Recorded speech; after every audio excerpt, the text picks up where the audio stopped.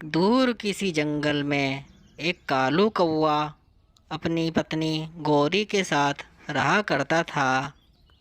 गौरी कौवी अक्सर उदास रहा करती थी क्योंकि उसके बच्चे राजू की पेड़ से गिरने पे मौत हो गई थी, जिसके कारण वह जंगल के सभी पक्षियों से नफरत करती थी। और दूसरी तरफ कबूतर महाराज को बहुत चिंता थी कि जंगल में रोज कोई ना कोई चील पक्षियों के बच्चों को मार के खा जाती है। इसी कारण कबूतर महाराज बहुत चिंता में थे क्योंकि उनका भी एक छोटा बच्चा है। अरे चिंटू तो अभी बहुत छोटा है। मुझे अक्सर जंगल के काम से बाहर जाना पड़ता है। अब मैं चिंटू को अकेला छोड़ के कहीं नहीं जाऊंगा। पर मैं जंगल का महाराज भी तो हूँ। अगर मैं काम नहीं करूँगा तो जंगल कैसे चलेगा। मुझे चिंटू को किसी पक्षी के घर छोड़ना पड़ेगा जो चिंटू का अच्छे से ध्यान रख सके। हाँ, गौरी कौवी है ना, वो चिंटू का अच्छे से ध्यान रखेगी क्योंकि वो भी एक औरत है। वो इसकी देखभाल अच्छे से करेगी। वैसे भी उनका कोई बच्चा नहीं है। फिर कबूतर महाराज कालू कौवे और गौरी के घर चिंटू को लेके पहुंच जाते हैं। कालू कौवे, मुझे तुमसे कुछ खास काम है। बोलिए महाराज, आप तो इस पूरे जंगल के महाराज हैं। आप हुक्म करिए। अरे कालू कौवे, मुझे अक्सर जंगल के काम से बाहर जाना पड़ता है, जिसके कारण मेरा बेटा चिंटू घर पर अकेला ही रहता है। इसलिए मैंने सोचा है कि तुम दोनों मेरे बेटे का ध्यान रखोगे और इसके बदले में मैं तुम्हें भोजन भी दूंगा। वैसे भी तुम दोनों घर पर ही रहते हो तो तुम मेरे चिंटू का अच्छे से ध्यान रख सकोगे। फिर क्या, कौवे को लालच आ जाता है क्योंकि वह बहुत आलसी था और घर बैठे बिठाए भोजन जो मिल रहा था। ठीक है हजूर, हम चिंटू का ध्यान अच्छे से रख लेंगे। मुझे पता था कि तुम मेरी बात मान लोगे। हाँ, मानेंगे क्यों नहीं महाराज, आप तो इस जंगल के महाराज हैं। ठीक है, फिर मैं जंगल के काम से बाहर जा रहा हूँ। तुम चिंटू का ध्यान रखना। यह कहकर कबूतर महाराज वहाँ से चले जाते हैं। इधर कालू की पत्नी गौरी कौवी कबूतर के बच्चे को देखकर काफ़ी गुस्से में थी। कालू जी, मुझे ये गंदी आंखों वाला कबूतर बिल्कुल भी पसंद नहीं है। इससे कह दो कि ये यहाँ से चला जाए। अरे गौरी कौवी, अगर ये यहाँ कुछ समय रह लेगा तो इसमें क्या बुराई है। कालू जी, मुझे बच्चे बिल्कुल भी पसंद नहीं है क्योंकि मेरा राजू भी इस दुनिया में नहीं है। इसलिए मैं भी किसी और के बच्चे को अपने घर में कैसे रख लूं।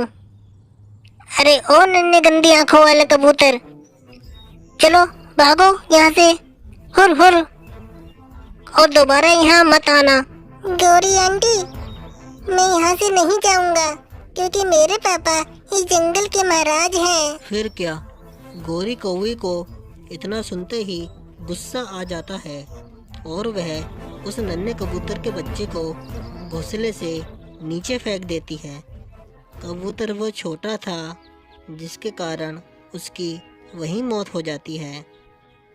अरे गौरी, तेरा बेड़ा गर्क, ये क्या कर दिया तूने। अब क्या होगा हमारा। फिर थोड़ी देर में कबूतर महाराज और जंगल के सारे पक्षी कौवे के घर के पास जमा हो जाते हैं। अरे कालू कौवे, मैंने तुझे अपने बच्चे का ध्यान रखने के लिए कहा था, मारने को नहीं। तुझे इस नन्हे बच्चे को मारते वक्त जरा भी रहम नहीं आया। तुम ऐसा कैसे कर सकते हो। तुम्हें तो सजा जरूर मिलकर रहेगी।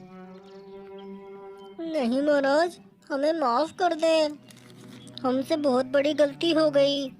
अगर गौरी कौवी को सजा मिल गई तो मैं अकेला रहकर क्या करूँगा महाराज? कालू कौवे, तुम्हारी पत्नी ने एक बच्चे की जान ली है, तो इसकी सजा इसको जरूर मिलेगी। फिर अगले दिन गौरी कौवी को फांसी की सज़ा हो जाती है। कालू कौवा अपनी पत्नी की जुदाई बर्दाश्त नहीं कर पाता। तब से कालू कौवे की ज़िंदगी बर्बाद हो गई थी और वह अकेला रह गया था। फिर वह अपनी पिछली ज़िंदगी के बारे में सोचा करता था और सभी पक्षियों को जान से मारने की कोई ना कोई योजना बनाता रहता था। मैं उन सब पक्षियों के बच्चों को मार डालूंगा जैसे मेरी गोरी मर गई। अगर ये पक्षी मेरी पत्नी को सजा न देते तो मेरी पत्नी आज जिंदा होती। हाँ, मेरे पास एक तरकीब है। फिर वह शैतान कौवा अपने शैतानी दिमाग से एक तरकीब बना लेता है और उड़ता हुआ तोते के पास पहुंच जाता है। अरे तोते तोते, क्या तुम्हें पता है कि जंगल में एक खूनी चील घुसाई है और उसने कबूतर महाराज के दूसरे बच्चे को मार दिया है। क्या क्या कह रहे हो तुम कालू कौवे? फिर तो कबूतर महाराज जी अकेले होंगे, मुझे वहां जाना होगा। यह कहकर तोता वहाँ से चला जाता है और तोते के जाने के बाद कालू कौवा तोते के उस बच्चे को मार देता है और वहाँ से चला जाता है। फिर अगले दिन कालू कौवा कबूतर महाराज के महल में कबूतर महाराज के दूसरे बच्चे को मारने के लिए घुस जाता है। अरे ए नन्हे बच्चे, तेरे बाप की वजह से मेरा हंसता खेलता परिवार बर्बाद हुआ था। अब मैं तुझे नहीं छोड़ूंगा। फिर कालू कौवा राजा के दूसरे बच्चे को भी मार देता है।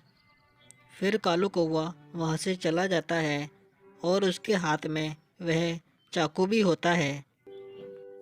अरे ये कालू कौवा कबूतर महाराज के घर से कहाँ जा रहा है और इसके हाथ में ये चाकू कैसा है? फिर टोनी चिड़िया महाराज के घर पहुँचती है और सभी चिड़ियाओं को इकट्ठा कर लेती है। महाराज, ये क्या हो रहा है इस जंगल में? हमारे बच्चे को कौन मार रहा है? नहीं टोनी चिड़िया, हमारे जंगल में कोई खूनी चील घुस गई है जो हमारे बच्चों को मार डालती है। नहीं पक्षियों, मुझे आप सबको एक बहुत जरूरी बात बतानी है कि मुझे आज तक जंगल में कोई चील नजर नहीं आई। यह कैसी चील है जो हमारे बच्चों को मार तो देती है पर खाती नहीं है? राजा जी, मैंने आज आपके घर से कालू कौवे को बाहर जाते हुए देखा था और उसके हाथ में एक चाकू भी था। अरे ये क्या कह रही हो तुम टोनी चिड़िया? मेरा बच्चा तो आज ही मरा है। कहीं इसमें कालू कौवे का हाथ तो नहीं है? राजा जी, लगता है ये कालू कौवा हमसे बदला ले रहा है। राजा जी, मुझे पूरा यकीन है कि ये सब कुछ सिर्फ कालू कौवा कर रहा है। मेरे पास एक बहुत बढ़िया उपाय है जिससे हम कालू कौवे को आसानी से पकड़ सकते हैं। फिर अगले दिन सुबह मैंने जंगल के सारे पक्षियों के बच्चों को मार दिया है। आज उस टूनी चिड़िया के बदला लेने का समय आ गया है। आज मैं टूनी चिड़िया के बच्चे को भी मार दूंगा, फिर मेरा बदला पूरा हो जाएगा। यह कह के कालू कौवा टोनी चिड़िया के घर की तरफ चला जाता है और टोनी चिड़िया अपने बच्चे को घर में अकेला छोड़कर चली जाती है कि तभी कालू कौवा वहां पहुंच जाता है। चलो, जब तक टूनी चिड़िया वापस आती है मैं इस चुड़ैल के बच्चे को मार देता हूँ। जैसे ही कालू कौवा टूनी के बच्चे को मारने जाता है कि तभी टूनी सभी पक्षियों को लेकर वहां पहुंच जाती है। अच्छा तो कालू कौवा, ये सब तुम कर रहे थे? राजा जी, ये कालू कौवा बहुत ही जालिम है। इसने हमारे छोटे छोटे बच्चों को बहुत ही बेरहमी से मार डाला है। इसे भी इसकी बीवी की तरह फांसी पर लटका देना चाहिए। हाँ हाँ टुनी चिड़िया, तुमने सही कहा। इस जालिम की सज़ा सिर्फ फांसी है, फांसी। तो फिर इस तरह अगले दिन कालू कौवे को भी फांसी की सज़ा हो जाती है और उसको उसके किए की सज़ा मिल जाती है। आखिर गलत कामों का गलत नतीजा ही निकलता है।